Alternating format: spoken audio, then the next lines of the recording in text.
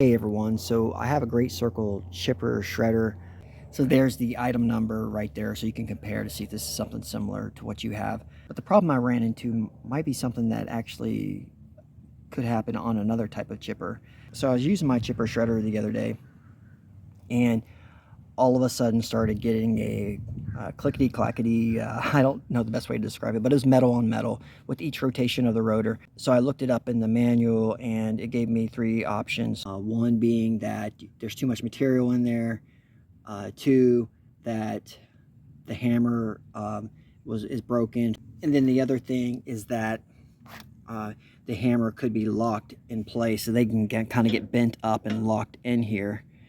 But it was none of that. I noticed that this right here would kind of move. So you can kind of see that. And the other thing that I noticed when I took it off is that this bolt, you can see the damage on there, on the tip of it. What happened was this bolt here loosened up. So the rotor was moving, I can't get it to move now, but it will move. But the rotor was sliding this way as this loosened up. It was actually these bolts here that were hitting the bolts that were mounted to this outlet cover. So I had to go buy new ones for that so I can re-secure my opening here.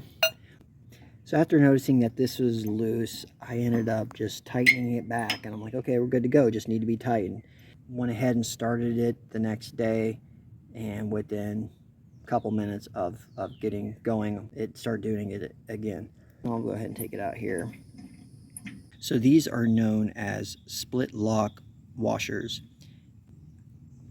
So because these aren't perfectly lined up there at the brake right there, whenever you tighten down your bolt, that causes friction as it pushes those down and as it aligns.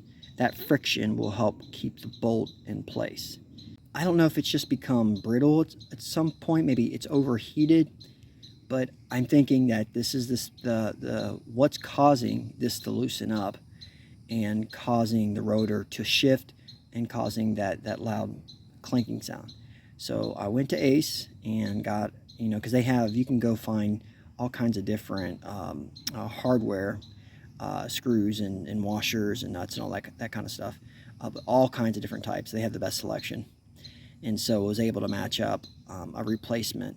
And so I'm going to go ahead and put that in place, those new ones in place. And what I'm going to use for that is my Allen wrench. Okay, so I got my new split lock washer on here. I'm going to go ahead and throw it in there. And I'm just hand tightening it for now. And the reason for that is because the split lock washers that are holding the hammers are also, they look like they need replaced. So I went ahead and bought new ones for those as well. This Allen wrench hole is going to be a little deformed because it just took damage hitting that other bolt. So in order to get in there and get the Allen wrench in there, and this one's good to go right now because I'd already worked on it, but I took a smaller Allen wrench, went in there and cleaned out all the debris because you're going to have all kinds of organic gunk in there. Clean that out. Then take your Allen wrench and then you stick it in there best you can, and then take a hammer. And so the way this Allen wrench works, I can hit it right here and get it in there and just knock it into place. Make sure it sinks in there. You may have to hit it pretty good, but I was able to do that on this bolt and actually on the rest of them. And then you can go ahead and turn it left to loosen it. See, I was able to get it in there from earlier.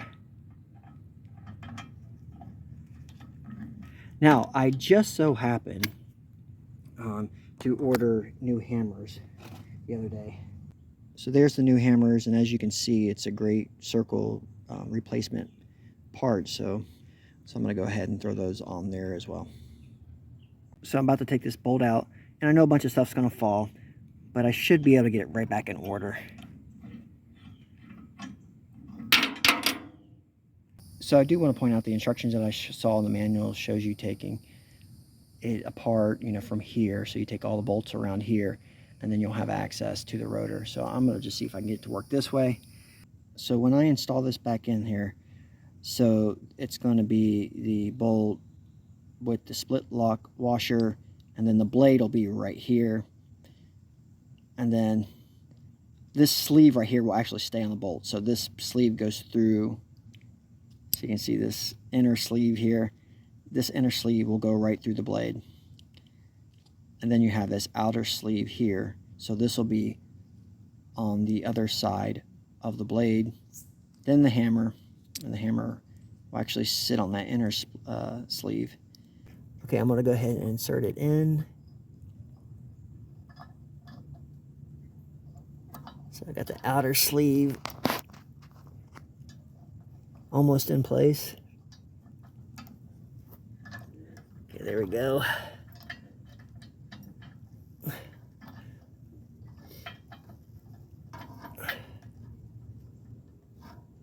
Now I'm going to try to put this hammer in through. Okay, so I'm just going to go ahead and tighten this one.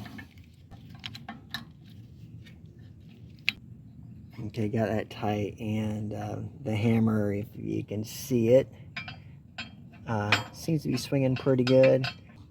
And I'll work my way through the next 3 of them. Once I get that done, I'll go ahead and tighten this one down. So for all the hammers, I ended up putting them all facing this way, and the reason for that is they seem to be hitting this side of the housing here. Okay, so all tightened down, new hammers are in place. One thing I want to point out, so if you look here, you can see where I'm kind of abusive to this thing. And actually, when I first got this, it said it can handle 3-inch diameter branches. So I'm like, okay, I'm going to do that then. And turns out, so I'm here in Florida. We have a lot of oak trees. We have southern live oak, which is a very dense wood.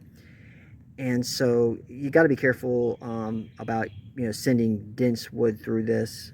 I honestly, the way I'm using this now is so when I go and I trim different types of fast-growing shrubs, that stuff that's kind of, it's not hardened wood. I mean, I'll still send some branches that I've trimmed that are of a smaller diameter, but I'm not going to use it to try to chip up branches that fall out of trees, large branches and stuff.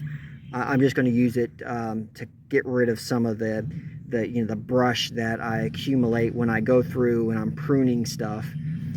So hopefully I will actually make the hammers last way longer by not treating this like a heavy-duty tree service wood chipper. So we'll see if that little split lock washer there does the trick.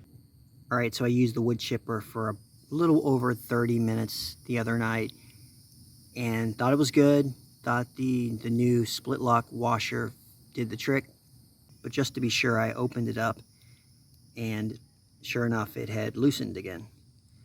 So began searching online to figure out, okay, how am I going to make this work?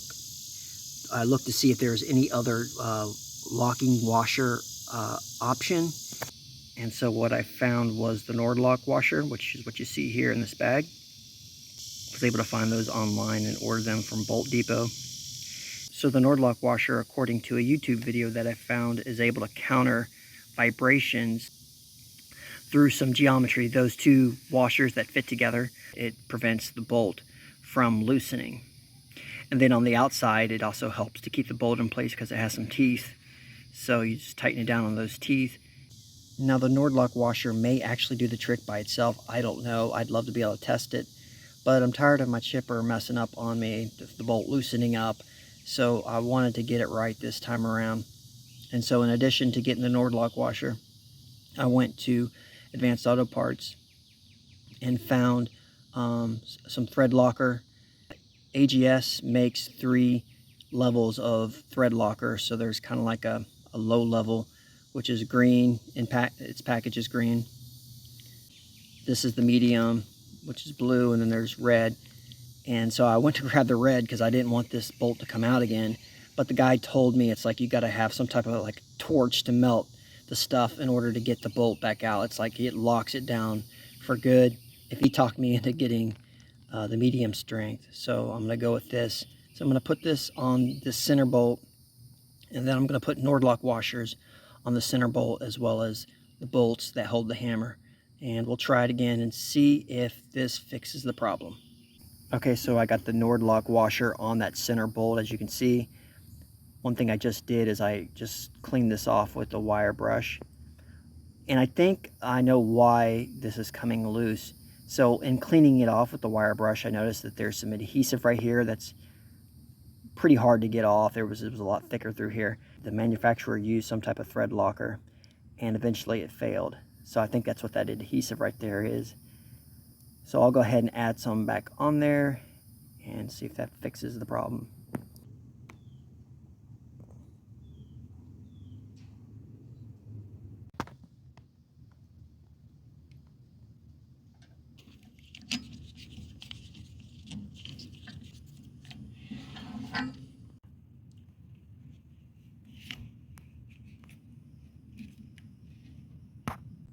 Okay, so I've got the Nordlock washers on and the adhesive applied, so we'll see what happens this time.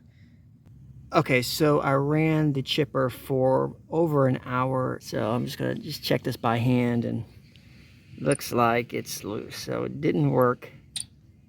What I will do is I just put a little bit of the thread lock on the end of the bolt. I'm probably gonna put much more. I'll, just cover the thread, give it another shot. If it doesn't hold up, I'm gonna go to the next level, use the red version of the thread locker.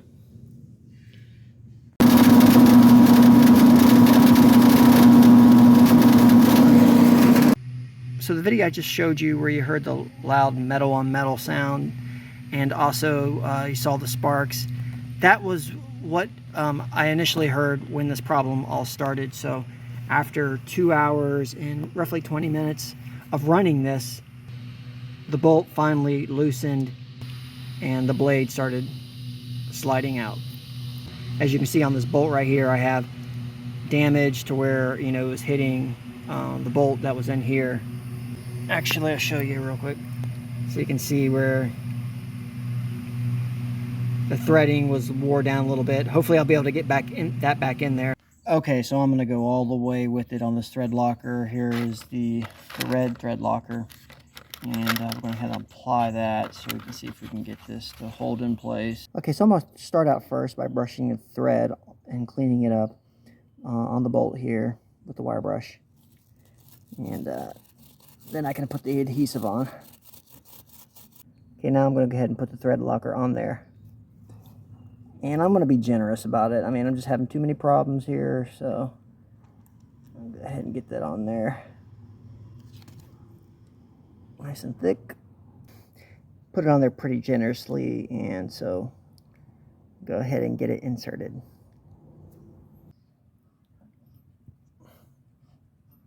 So I got everything back in place. The red thread locker does not require, time to cure, so I'm gonna go ahead and get this thing started up. Okay, so I would say that this Permatex thread locker red gel worked with a caveat. So I ran the chipper for about 2 hours, and I opened it up to inspect it. So because I was able to use it for 2 hours and the bolt only has a little bit of give to it, it didn't completely give way. This is a solution that, I just reapply this as needed. So if I use the chipper for 1 hour, 2 hours, in between uses, what I'll end up doing is opening up the lid here and just checking to see if I need to reapply this thread locker. And so that's my solution, is just keep some of this thread locker on hand. It really wasn't that much. Like I pointed out earlier, the factory applies some type of thread locker that holds that in place, but that eventually gave way, and so I'll just have to reapply thread locker. As far as the Nordlock washers, that didn't make the difference. It really was just a matter of getting some thread locker in there to keep this rotor held in place while you're using the chipper. So hopefully that helps you out with your chipper, and thanks for watching, and God bless.